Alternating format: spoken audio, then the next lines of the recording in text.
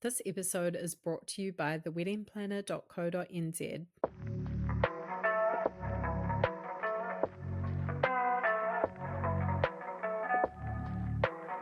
Welcome back to the Kiwi Wedding Podcast. My name is Lydia and I am your host and a wedding photographer based in Tamaki Makaurau, Auckland. On today's episode, I'm chatting to the lovely Gemma.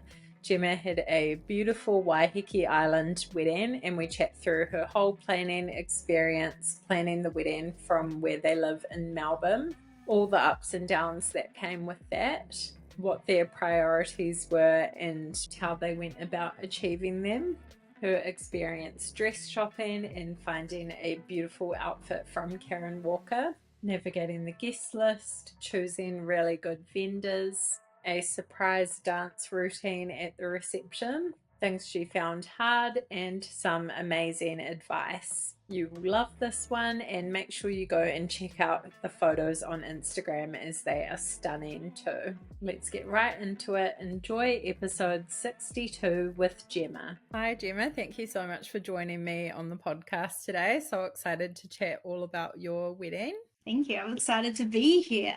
So good. So to get started with, if you could just tell me a bit about you and your partner, how you guys met and your life together. Yes, I love how we met. It's actually really cute. So I was about to go on my big OE and I was having a bit of a blowout with my girlfriend, my best friend, Phoebe, who ended up being my maid of honour. And so we were at a bar. I don't know if you're familiar with Auckland bars, but 1885.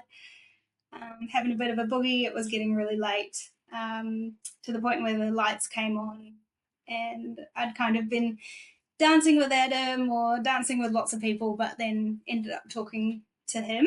My girlfriend, I probably should have asked her if I can share this, but it was mentioned heaps of times at the wedding, so hopefully she's okay with this, but she ended up going home with someone, and I was like, oh dear, I was supposed to be going home with her, so I guess I'm going home with this guy. But yeah, so that was funny. So that was the Saturday. I was leaving on the Thursday, but then Adam asked me out for dinner on the Wednesday night. I was like, oh, that's cute. And then he got me a little power bank thing back when power banks were quite new, because I was going all over Europe and stuff. I was like, oh, this guy's pretty cute. Like, that was pretty special. And then, anyway, got back from overseas. We kind of stayed in touch, but as soon as I was back, it was like no looking back. We hit it off, decided to move to Melbourne 5 months after being together, and we're still here. So it's nice. Love that story. So you dated for a while and then got engaged. Can you tell us a bit about your proposal story? Yes. So Adam always says that he would have proposed earlier, but because of COVID and stuff. So we were together for about 7 years before he proposed, but it was never like at the forefront. Like, obviously I thought, like, when you're with someone for so long, and I always kind of knew, like, oh yeah, this is my guy. But anyway, there's COVID and things, but by the time COVID ended, and it's like, oh, probably could be ready for a proposal about now, like, but didn't really think too much of it. Anyway, we were going for a ski trip with friends, and there were the odd people who were like, oh, is this going to be it? You're going to Queenstown? And I was like, no, like, don't be silly. We're going with friends. That would be weird. Like, it's not all about us. But there was one day in the trip where everyone had other plans. So either like, oh, we're going to go visit family, or oh, we're going to go to town, or we're going to a winery. And I was like, what the hell? It's a perfect, beautiful bluebird day. Like, why aren't we going up the mountain? I was getting really annoyed because I really wanted to go snowboarding. But then I kind of started to, like, I was like, oh, why are we, I don't know, it was just like starting to get a bit suspicious. And then we had this really fun day and all these little things. We went to Fergburger and all of that. And then we pulled up at like a helicopter, what do you say, airport? And I was like, oh shit. I turned to Adam, I was like, what? Helicopter? And he just laughed. And then I got really nervous because I was like, there's only one reason you would get on a helicopter, right? And yeah, so, oh gosh, I'm getting like nervous thinking about it, because it was actually like the best day of my life. Like, because it was just, I love surprises. It was the best. It was the absolute best. So we flew up to the mountain. There's a little picnic. And it was so special because it was just us. And then our friends would chop it in as well. And I had no idea because I actually believed them that they were going to do all these other things. But they came in with heaps of champagne, and then we chop it over to like a snowy mountain, and we're just, oh my god, soaked it up, drank lots of champagne, went out for dinner, etc. It was the best day ever. He did very Such a memorable like experience, that whole thing as well. I love that your friends were in on it too, and um yes, kind of caught on when you saw the helicopter, but it got a bit of the surprise factor there. yeah, yeah, for sure. And had you always been one of those girls that dreamed about your wedding? Did you have a specific vision and style in mind? And yeah, how did that go? Like first steps, finding a venue, all of that. Yeah, so I wasn't the girl who like planned her wedding like as a child. I always kind of like thought that I would be married, but I guess that's what we're socialized to believe, I suppose, growing up.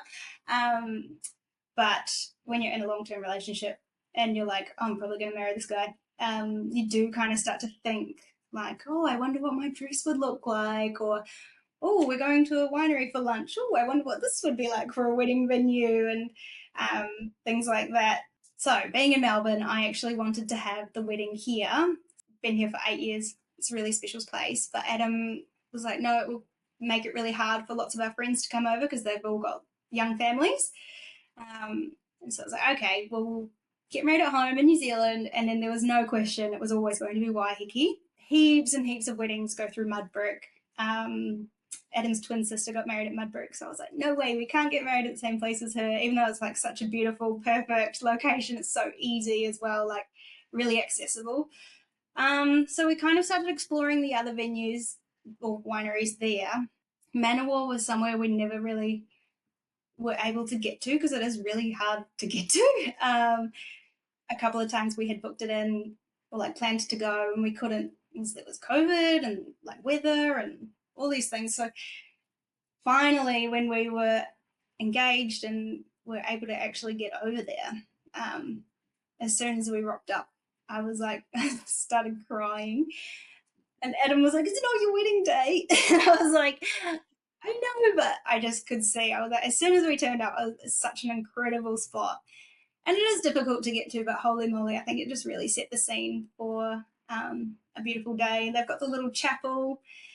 But yeah, in terms of like vision and styling, I'd always kind of thought, oh, like when you start planning, I'm like, oh, we'll do green and white. And I thought I was so original. And then I realized everyone does green and white weddings. So I was like, oh, but I also really love limoncello spritzers. Like, oh, how cool would it be if you like turned up as a guest? You've just gone on this huge journey on the bus and have like a lemonade for adults. And then lemon, like the color was starting to kind of start trending. And it kind of just all came in to place, really. Found beautiful lemon age dresses on sale for the bridesmaids. And there's a candle. She does handmade candles here in Melbourne. Stumbled across her on Instagram and she did custom colors. And so, yeah, the styling all just like kind of was thrown together, but ended up looking really nice at the venue on the day. Yeah. Oh, I will also just mention the stationery as well. That really helped pull everything together. Such a special spot there, and I think it's definitely one of those ones, even for people that are just visiting Waiheke, that gets missed because it's right on the other side of the island when you go on the ferry, and often, yeah, you need a long bus ride or to hire a car for the day if you're visiting. But yeah, so special, like right on the water, beautiful. So if you're going to visit, definitely recommend making the effort. Also, their wine is so nice, and we love a Chardonnay. And when we tried their Chard, we were like, "Oh my god, this is..." And their rosé. Oh my god, I just love their wine. It's very good. Yes, What were the sort of most important elements for you on the day, your sort of top priorities? it's such a cliche, but food. Everyone goes food, which is funny because when you choose like a venue with everything in it, you kind of just get what you're given, but you get to choose. You choose the menu, I suppose. But we're lucky because they did really good food. Photography was a huge one for both of us because that's how you're going to remember the day. And so we did put a lot into that bucket, going in with Beck Smith. But we're so happy that we did because she's done incredible job. Can't wait to get the full gallery back. Haven't got it back yet, but patience. One of Adam's priorities was the band. I was happy with like a DJ and a saxophone, but Adam was really keen for like a full like 4-piece, which ended up being 5-piece band, and that was really fun for a little boogie. Most importantly, though, like there's those little things, but we wanted like a really fun vibe. Like weddings are so traditional, and you don't have to stick with tradition. Like you can make it your own. We wanted it to be really fun. I guess everyone wants the wedding to be fun, a little bit different, and not necessarily cookie cutter. That was a huge priority for us, making it really special and unique and memorable. Can you tell me a bit about your wedding outfits? How was that whole process, finding your dress, getting it made? Yeah. Absolutely loved it. That was like the first thing I started to think about. Like I make lots of my own clothes as well, so I was super excited. I love fashion. Super excited to get stuck in even before we had a wedding date. So obviously went to a couple of places in Melbourne. There was one shop, Kaya, which was they had the most amazing, beautiful dresses, and then went obviously back home and went to Karen Walker because they've got their bridal boutique, which I actually followed from ages ago because I love Karen Walker, like that brand anyway. And as soon as I walked in to their little, not showroom, but the little room or whatever, the two people there, it was like the head pattern maker and the head like atelier, I think. They were just absolutely amazing. Like they made me feel so special. It was so personable. My sister came with me. Um, it was just so nice, such an amazing experience. I also loved that they had a really small range and it wasn't really overwhelming trying on all these different things. They didn't end up having like exactly what I wanted, but a great thing about going with them is that they do customization. So it's off the rack, but personal. So we got to choose like a design together. Ended up going with a 2-piece because I love a co-ord. I don't have boobs and I don't have a butt, but I do have a little waist. So you got to work with what you've got going for you. So yeah, loved the 2-piece, but very untraditional. So that was really fun. Loved that part. Also, I will go to one of the ultimate decisions came down to like obviously price comes into it, but also traceability. So the fashion industry is really cooked, and it's one of the worst things you can do for the environment. Karen Walker, like with the places in Melbourne, like I couldn't even find on the websites like where their dresses were made or where they source their fabrics, whereas Karen Walker has like a whole code of conduct on the traceability of their fabrics, etc. And that really meant a lot to me. It was a huge green flag, I don't know. Yeah. So I thought that was really cool. And in terms of cost, like I thought that they were quite reasonably priced. Obviously, it's very expensive, but it did lead me into getting 2 dresses. So I had the mini for afterwards, which I kind of needed because we did like the first dance and needed it to be a bit shorter. But anyway, that was the dress. I had a really nice denim jacket. That was my something blue because at the time, or probably is still trending, but you know, those bride jackets and it says like bride on the back. And I thought they were really cute. Or like has your last name on the back. I thought it was really cute, but almost a little bit tacky. So my mum is really good at embroidery. So she actually embroidered the back with some really sentimental stitching and little hidden messages throughout. And it just made it so special. So it was my something blue, but also like a really nice memento, like from mum. Like it was really nice. Yeah, shoes. I kind of jumped into too quickly, but got really excited. I don't know. Kind of regret buying the shoes really early, but what can you do? You're just excited. You just want to get everything done. Or I definitely did anyway. Yeah, oh, so good. You looked so beautiful in your photos as well on the day. And yeah, special to have that jacket as a little memento. And then love that you went with Karen Walker, such a iconic Kiwi designer. And then yeah, having that whole like sustainability, like transparency as well. I think people sort of forget about that with weddings a lot of the time. Oh, totally. Weddings are so bad. I didn't think Oh, about that's so it, good to so. hear. And I'm not sure if everyone knows that Karen Walker does wedding attire as well. So definitely look into that. I have followed that side of the business for a long time as well. But yeah, really beautiful obviously well designed. Yeah. Yeah, lots of my friends were like, "Oh, I had no idea that they did that." It's nice to have it made in New Zealand. So, and they added like really nice little personal touches, like inside the dresses, it's got my like they like to do your maiden name initial, so it's got Gigi, and I'm like that's how I sign my name everywhere, Gigi, and they had no idea, and I just thought when I got it and it said Gigi and they're like really pretty embroidered letters, I was like, oh, that's just such a special touch. It was really nice, really personable, loved it. Oh, so good. Love that. Yeah. And so you did have a bridal party. How was that whole process choosing them? Did you find that easy? Easy at the end of the day, but at the start it's really um, easy to overthink it. So, especially being in Melbourne and forming really close friendships with people over here, I did go through a bit of like, oh, but what about this person and this person? And I hold my friends really dearly. Like, I don't have like heaps and heaps of friends, but I've got really special close friends, and all from different like parts of your life, you know? Ultimately, it came down to so it's Hannah, Phoebe, Rebecca. We've all been kind of like a quad for like over 20 years. We met through like drama school, which is quite funny. But we've just always had such a special bond. And then it was so nice, even being away from them for like 7 years or 8 years. Oh gosh, the years are merging. But then coming together for such a huge moment in your life, like it was so special. And my sister, like you kind of just assume you're like, oh yeah, your sister will be a bridesmaid. But I will just add here that I think it's really important to talk to bridesmaids or you know when you propose to them at the start, and just lay out a bit of like not groundwork, like you don't want to be like, hey, do you want to be my bridesmaid, but also these are my expectations. Like I'm not saying like that, but I was just really honest with them. I was like, I don't know, we had lots of good chats. At the end of it my sister kind of came to realize, she was like, look, I really want to be a bridesmaid. And I was like, yeah, just having that bridesmaid title, that doesn't mean that it's not still special. Like she still got ready with us and was a huge part of the day and did like a really amazing reading that made everyone weep.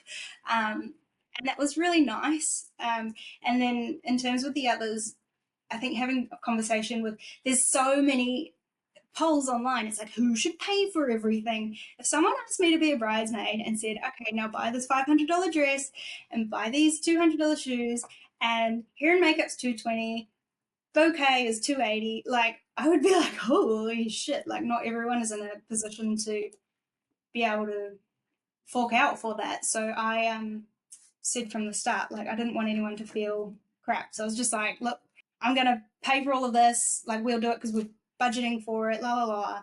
And like what you kind of want or not want, but hope for in terms of planning. Like hopefully, you know, because they're there to support you. And holy moly, they were just.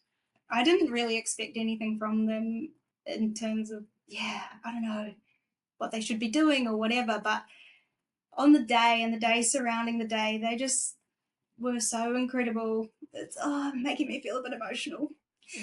They, it's such an intense time, and I think it's really like choose your people who are gonna really be there for you. They all had different strengths, and really, oh my gosh, I wish I could go into more detail. Like I don't know, just that was so good. That was so amazing. Oh, I love that. It's so special. Something really special about having just like your old friends as well. And even if you don't see each other day to day that much anymore, like you still have that deep, long history and you just know each other so well. And yeah, that's great advice just about the open communication with your bridal party from the get go. Yeah, because I think people don't think about that sometimes, or people have different expectations in their heads about like what should be paid for by who, or like what they want their hen's party to be like or whatever. Oh my gosh, I actually planned because I'm a psycho. But Love it. they kind of at a certain point were like, okay, you can bugger off and like we're taking over here now. And I was like, okay, cool. Like, and yeah, they did an incredible job. But you're right, like it's the open communication, the longevity of friendship, to the point where you're not afraid to say things that's going to offend the other person, like because it's like so deep, it's like sisterly bond, you know, like yeah. And that goes both ways. Like, oh, they were just great. They're the best. Yeah. Oh, Love them. so good. Love that. And how about your guest list? Did you find that quite a difficult process to narrow down? Yeah. So guest list and budget was like the worst. Part of planning was really stressful for Adam and I. In a perfect world, so we started off writing absolutely everyone that we thought we would want to invite, and that was 160 people, which is just crazy. I mean, that's probably normal for some people, but we could not afford that. And we just like whittled it down, and also it really helped because Manawar, they in the little chapel, like I really wanted to have our ceremony in the chapel, and that only seated 64, but you could have a few people standing at the back, and there was like a capacity of 80. So that kind of guided where we landed, I suppose. And we ended up with 89, including ourselves and the bridal party, which was a really great number. We had a couple of strategies in deciding how we choose who to invite. So, would you take that person out for dinner and pay for it? Because ultimately, that's what you're doing. Or are they a part of your past, present, or future? And do they tick off two of those boxes? Because if we got married 5 years ago, the wedding guest list would have looked very different. And 5 years from now, I'm sure it would look different again. But I don't know. Yeah. Also, if you are really questioning someone whether you should invite them, I think that kind of speaks volumes. Trust your gut and your instincts. And also, we were a bit cheeky. We got RSVPs back really early, like a bit earlier than normal, so that we could kind of then go, okay, heaps of these family members can't come from the UK. So that opened it up to inviting more friends, which we were stoked about because I think friends really bring the party, eh? So, yeah, it's fun. Yeah, that's a great strategy. And yeah, good tips to think about for sure. It's definitely one of the hardest processes, part of the whole wedding planning. But yeah, sounds like you landed on a really nice number. Are you a bride or groom in New Zealand feeling overwhelmed by the thought of your big day? I get it. Planning your dream wedding is a journey filled with excitement and a little bit of stress too. The last thing you want is to worry about the details on your wedding day. That's where the wedding planner comes in. They specialise in wedding day of coordination, ensuring everything runs smoothly from start to finish. They have an experienced team right across New Zealand that takes care of all the details so you can focus on enjoying every magical moment. From managing vendors and timelines to handling unexpected hiccups, they've got it covered. Let the wedding planner turn your wedding dreams into a flawless reality. They are New Zealand's go-to for a stress-free and perfectly coordinated day. The wedding planner has an exclusive offer just for listeners. Mention the podcast when booking and receive their comprehensive venue walkthrough and ceremony rehearsal add-on, valued at $250 with any package. Get the extra peace of mind you need just before your big day arrives. Visit theweddingplanner.co.nz to inquire and book a consultation to make your special day everything you've imagined and more. Thank you so much to the Wedding Planner for supporting this episode of the Kiwi Wedding Podcast. Tell us a bit about the big day, how it all went down, any highlights, favourite moments? Oh my gosh, there's so many highlights. It was the best day. Our vows, I was really scared about the vows. Being so vulnerable in front of like your dad, which is like, or like your aunties and uncles, is like made me cringe so much. But when you're in it and you're saying it, it was just the bloody best. And like people's reactions, everyone was like so, I don't know, I feel like it was like a huge, just general feeling of love in that room at that time. After the ceremony, we did like the signing of the papers outside, and one of my bridesmaids, Hannah, sang a couple of songs on her ukulele, and just everyone was kind of chattering, chit chatting, la la la. We were signing away, and then Hannah starts playing, and then everyone's kind of like, oh, and there's just this hush fell over everyone, and it was just the most perfect. Oh my god, and her voice was just, oh, that was a really special moment. The reception entry was so fun. That was a huge highlight. We didn't do the like bridal parties holding hands because that's weird. They don't even like the bridesmaids and the groomsmen. They didn't know each other previously. Why would you make them hold hands? So we did it a bit different. One of my other bridesmaids, Rebecca.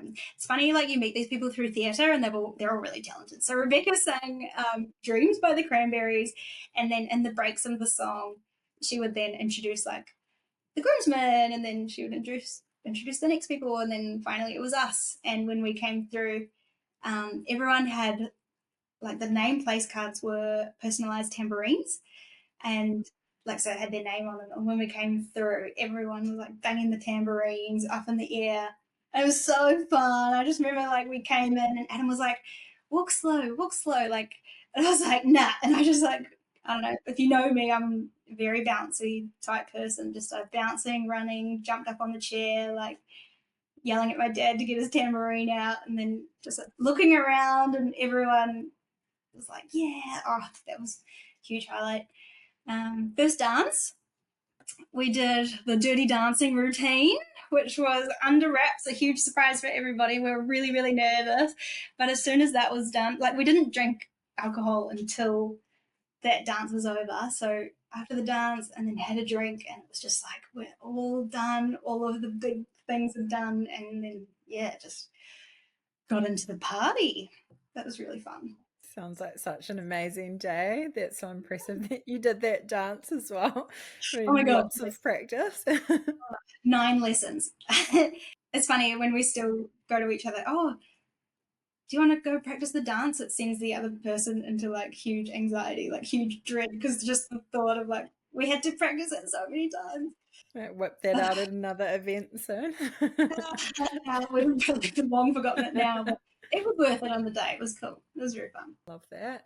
And what did you find the hardest part about the whole wedding planning process? Is there anything you look back on and regret or would do a bit differently? Yes, budget was a really hard part. Um, Decision making. So I'm really like get an idea, run full speed. Like I'm real go go go go, and I really had to teach myself to be patient. Or I didn't teach myself to be patient. I just kept going. But um, the stationeer was so good. Tyne from Hey Lola, like I'd be like, cool, we'll do the invites. They're out the way. Cool, we'll do this. That's out the way. What do we do next? Signage. And she was like, oh no, usually we wait to do signage. And I was like, why? Why would we wait? But then I'm so glad she made me wait, because then we ended up doing like linen signage and ended up making these decisions later that I probably wouldn't have gone with earlier. So that was really nice. On the day coordinator. So yeah, I really wish that we did that. So there was a venue coordinator. She was great, but I think just an external person would have really helped the transition of moments go much smoother. We were really, well, Adam was really good. He kept checking like the run sheet and making sure that where we were in the day was like, at the right time. And there was a point after dinner and before the dance, and things just got a bit higgledy piggledy, and I got a bit stressed out. But I think just having that on the day coordinator would have really just made things concise and run a lot smoother. Yeah, that's definitely a huge one that people keep recommending for good reason. And yeah, it's like just nice to lift the responsibility off you guys. You're not having to worry about the run sheet and all those little details. So yeah, good advice for people for sure. Yeah, I just wish I could turn around and be like, just do it, just spend it. Yeah. Because you're like, I oh, know. it was like, yeah, it was expensive, like 2 grand or whatever was like the approximate for someone just on the day. But I was like, oh, nah, like we'll be fine. But got the venue coordinator, but yeah, I don't know. Anyway, hindsight's 2020. Yeah, exactly. And yeah, if you're happy to talk about budget, how much did you end up spending? Did you go over? Was more than you thought? How was that whole process? Yes. So I'm so glad you talk about budget, because it's so taboo everywhere. You kind of like, you talk to someone who's been married, you're like, how much did you spend? But then that's rude. You can't just ask people that. And I want to put out there like what include what is included in a budget. Like if you're including absolutely everything or a couple of things here and there.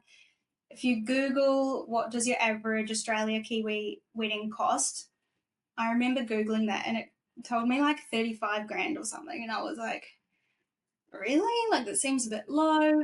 I have some friends who got married maybe like 5 years ago and theirs was about 50. Yeah, so it was really hard to know. I did lots of research and listened to lots of podcasts and kind of started to gather quotes because I was like, how can we set a budget if we don't know what a wedding costs? Anyway, we landed on like 65. We set, or we thought like, oh yeah, we can save that amount in the time that we have. That sounds like we'll probably get a pretty good wedding for that price. But as you move through the planning and things add up so incredibly quickly, I remember there was one point when I was just so deflated. I was like, oh my God, this is looking like a lot. This is a huge amount of money, and you kind of feel a bit of shame. And I was debriefing with some friends who were also in the wedding planning process, and they were like, "Oh, yeah, we're looking at about 80," and I was like, "Oh my God, 80! Like that's so much." But then after everything, we did actually end up going above and beyond that, and yeah, there is some like embarrassment, I suppose, because it's one day, but I like to think it as it's such a beautiful day, and you don't really want to put a cost on some things. You just, I don't know, you also get what you pay for. Like, you want to invest in really good vendors because they'll have your back at the end of it. Luckily, we were extremely privileged in that we had, I will just put that out there, we did have family contributions, which helped significantly and really, yeah, gave us the dream day. We like to think of it as a cost per year. Hopefully, we'll be married for 100 years because then we'll get a really good whittled down cost. But anyway, yeah, it's a wild amount of money, and I feel like everywhere you'll get different figures, but you just got to look at what you want to prioritize and put investment into. And to be honest, by the end of it, you're just like signing things away. You're like, oh yeah, what's another grand? Oh yeah, what's this? Like, and I recognize that that's like a really privileged thing to say, but yeah, there's some things you just, I don't know, you just get so sick of it. Like, God. Yeah, definitely that it was like, it's a lot. Yeah, it's such a important and good chat to have, and honestly, that's a pretty normal figure for a Waiheke wedding. Yeah, it's just, I don't know, there is a bit of taboo or judgment when people just hear that as like a single figure, like think of everything else you could get with that money, but it is like It's an investment. Yeah, it's the day you want, like no regrets at the end of the day. And yeah, like you say, just getting all those quality vendors, putting on this amazing celebration with all your friends and family, and yeah, don't need to justify it anyway, but that's like a realistic figure as well. So just like hopefully helps people, yeah, realize how much weddings cost as well. Something I forgot to add in, like with the whole 35, like 35, 30 grand, that's all we spend on food and drink, Yeah. like in the scheme of things, like, oh, yeah, I don't know. It's a lot. I don't know how they figure that out. Like I'm sure there's a lot of weddings that cost that and less than that, but usually with way less guests and out of Auckland as well. Like it does cost a bit more getting married in Auckland, and yeah, different things. But yeah, if you're wanting to have like an 80, 100-person wedding, that's quite difficult if that was your budget, I think, realistically. So yeah, maybe the stats need to be revised. I don't know. Totally. And that's another thing, yeah, with the people. Like, we were, when we were in the real thick of like, oh, really want to invite this person, really want to invite this person. But like an extra three people was going to be like an extra $1,000 because it's not just their per head food cost. It's like, oh, how much do they get? What's their drink cost? Little things like invitations or like their name place, their tambourine. Like, I don't know, there's all these other things that come into it, but whatever, just do it. Who cares? You can make money back. Can't make time back. I don't know if it was on this podcast where I heard that, but I was like, yeah, Yeah.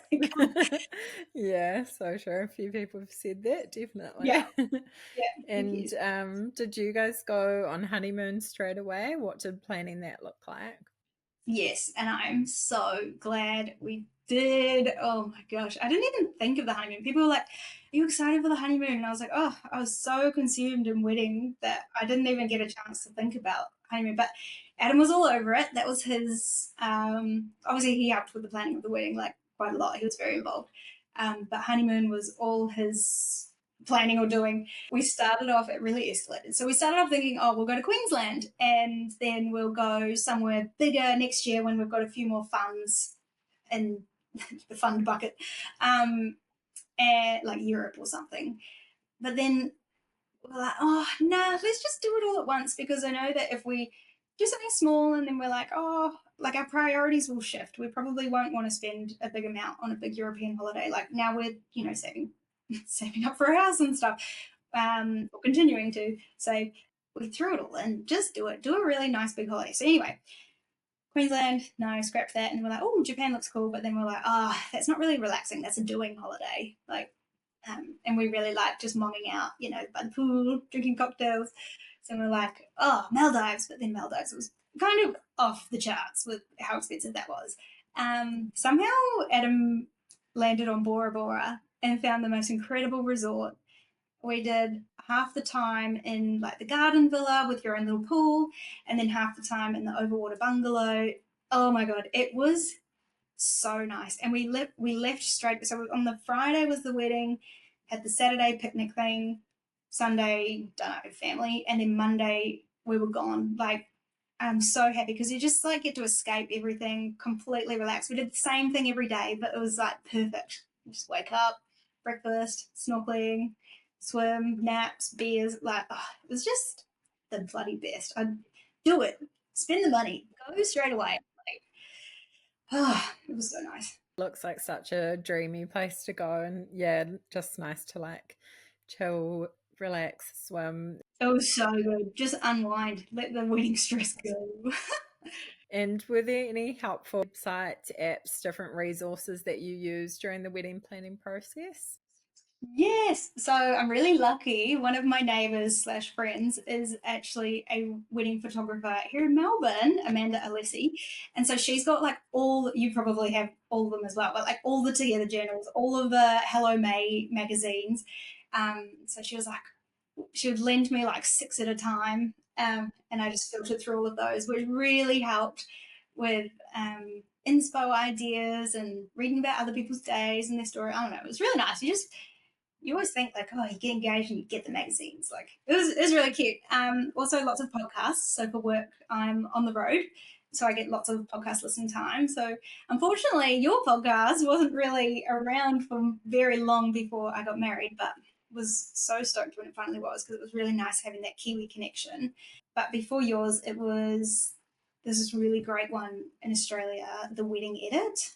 There was Manage My Wedding podcast, and then, yeah, just friends, married friends, and Instagram. Oh my gosh, Instagram, you just get absolute. Like, I'm still getting sponsored wedding crap. I'm like, oh, go Still away. in the wedding algorithm, yeah. Yeah, I'm like, go away, I don't want it. Such a good tool for inspo, finding vendors and everything though. But yeah, I love those ones. Some really cool, yeah, overseas podcasts as well. And podcast listener as well as a creator, big Yeah, time as well. So love good. podcasts. And do you have any advice that you would give to couples planning their wedding at the moment? Yeah, be a stone in the river. Like, obviously, things are going to go wrong. Let things wash over you. Um, we had a couple of things like the couple of days before. So we had the photographer back, and then her second shooter, which was part of the package we got, had COVID. But I was like, oh, that's fine. We can manage. And Beck was really great. Like she pulled through, like if you get good vendors, they will pull through for you. She unfortunately didn't manage to find another one, but she did all these other things that made up for it.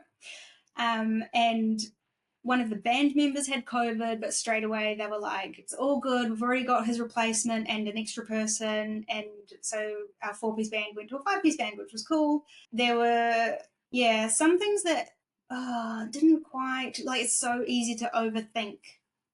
You spend so long imagining this day and imagining how things will go. Like our aisle song was kind of a not as I'd imagined. Like I'd imagined, the bridesmaids going down, and then I go down, and I'm looking at him, and he's crying. But when it actually happens, everything was like it was so nerve wracking, so heightened. The doors were closed. When the doors opened to the chapel, like the song was nearly finished, and I was like, "Oh my god, everyone go!" Like, and so the flower girls, bridesmaids, and I all just like kind of came in all together. And so I was like behind the bridesmaids, and I didn't really get to look at him, but so after the wedding, I was just like overthinking things. I'm like, oh, did we get this photo? Like, I didn't plan those photos. Like, if photos are a big deal to you, like, plan your photos. I just thought, but it's kind of nice because at the end, when we get our full gallery back, it'll be like, that's a true representation of how we were on the day. It wasn't staged at all because we were just like, because I didn't have a list of that. Anyway, I was thinking about how I should have maybe planned out the photos. But anyway, maybe have some planning nights with your partner, set boundaries. I think it's so important to set boundaries because it's so easy to be lying in bed. You're on your phones, you're like, oh, that looks really cool. Like, hey, look at this. And then start talking about wedding stuff. And then that's not very relaxing, like, to go to sleep on. So maybe, like, no talking about the wedding after 9 p.m. Or um, one of our vendors told us to have, like, separate room areas where you can and can't talk about the wedding, which I think is quite funny. But yeah, pick your timing, go out, have like a date. It's so stressful, like wedding planning, especially when it comes to the end of it, like it all comes to a head and it's just like, whew, very stressful. Put strategies in place to like help with that stress load. It's your day. You're gonna get heaps of opinions, but just like do what you want. Like you don't have to do all the traditions. Guests have about 8 hours in them, is what I heard on a podcast somewhere. Um, and I think that is very true. Like if you have travel time in the day that they have to arrive and be there for this time and whatever, maybe factor that in. Like we had espresso martinis in the end of the night, and I think that really helped amp people back up. But just be really conscious of people's energy levels because yeah, you want them to have a really good time. Yeah, that's great advice. People don't often mention that one, especially if you're at kind of like a certain, like a destination sort of wedding, like going to Waiheke. And then, yeah, it can be a really long day, but yeah, think about that, how many hours they're sort of on for. Yeah, for sure. But yeah, so much great advice in there. And yeah, so much you look back on and think, oh, I would have done that differently. But then I don't know, it's all part of it, like you say. And yeah, I'm sure your photos will be absolutely incredible too when you get the full set back. Beck's amazing. So, yeah, something else exciting to look forward to still. Exactly. And what is married life like now? Do you feel like you got any of the post wedding blues? Yes. Married life is really lovely. Yeah, like there is an extra connection. There's like something, I don't even know how to put it into words. There is something definitely extra, like an extra bond, an extra connection. There's like a little extra something that's hard to describe. A contract, probably. No. Um, but I think, and there's, that whole argument of like, oh, you don't need a contract to show your commitment to each other and like have your connection or whatever. But I think just having the celebration and having people come together for you, like people don't celebrate birthdays like they celebrate love. So I think it's a really significant, special day. So married life, lovely. Wedding blues, post wedding blues, definitely. So straight after, like the day after, we had like a picnic thing on the beach, but there was a huge storm where I spent all this money on a beautiful big stretch tent. And I was so concerned about the bloody stretch tent because we'd spent so much money, like thousands on this bloody tent, that everyone was going to, huddle under. And while it was like, I don't know, Auckland, oh my God, it was pouring with rain. The wind was coming straight off the beach. So I was so stressed. It just like really threw me off. Last minute scramble for like a little hall, which was so cute. I wish we just booked that damn hall to begin with. But yeah, we had that was really cute. But then I was so flustered, and everyone was like, "Oh, that was such a great day," and I was just like, "Oh, like I don't know." I just threw me into a bit of a headspin, and then was kind of like really down about So not like post-wedding blues and like, oh, I don't have anything to plan anymore. I was actually stoked that the wedding was done, dusted. But more blues and like, yeah, overthinking things that you thought would go one way and they didn't. And then, yeah, but I'm over it. Maybe. I don't know. Um, that's why the honeymoon is really good, just to like get away and flop. But yeah, stoked it was over. Oh my gosh. As soon as like the next day you like go on Instagram or whatever, you do something on your phone and you're still like absolutely flooded in content. And I was just like, unfollow, unfollow, unfollow, like, oh, I'm triggered, unfollow. Like but yeah, no, so glad that's done and dusted. Glad we're like smooth sailing away from wedding. Now we can focus on different things. Yeah. Yeah. Oh, so easy to get in your head about stuff, especially when things change last minute as well. And yeah, you were probably stressing, and everyone else was not even thinking about it Yeah, that much, or they that's were just exactly like right. loving it. So Yeah. yeah, try to Yeah, we remember had a that. few people that were like, "Oh, it's the best wedding ever!" La la la, and I'm like, I was just so concerned about people having a good time, and oh, did everyone get enough to eat, and did everyone get dessert and ice cream and la la, like all this stuff. But, like at the end of the day, like had a great time as long as yeah. Amazing. It's been so lovely to chat to you. Is there anything else you want to add as we wrap up? Yeah, so the biggest thing that everyone said to us, such cliche, the day goes so quickly. Um, I think it really helps to be super mindful. So Amanda, the neighbor, she really helped us with our timeline, like a run sheet.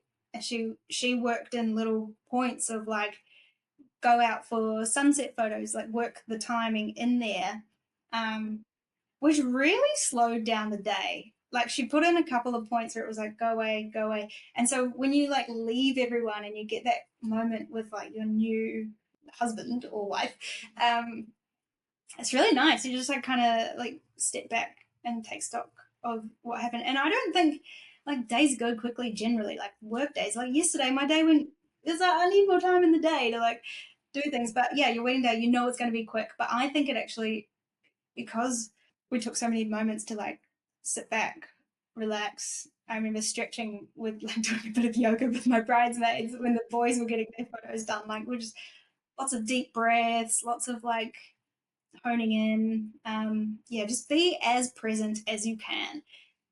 Sit and go, oh my gosh, this is my wedding day. Like even on the dance floor, one of our guests, a friend, she's so beautiful. She like just took me aside and she like did a breathing exercise with me. She was like, "It's your wedding day," and I was like, "Oh, it just like can take me right back. Just really enjoy it and I don't know, have the best time.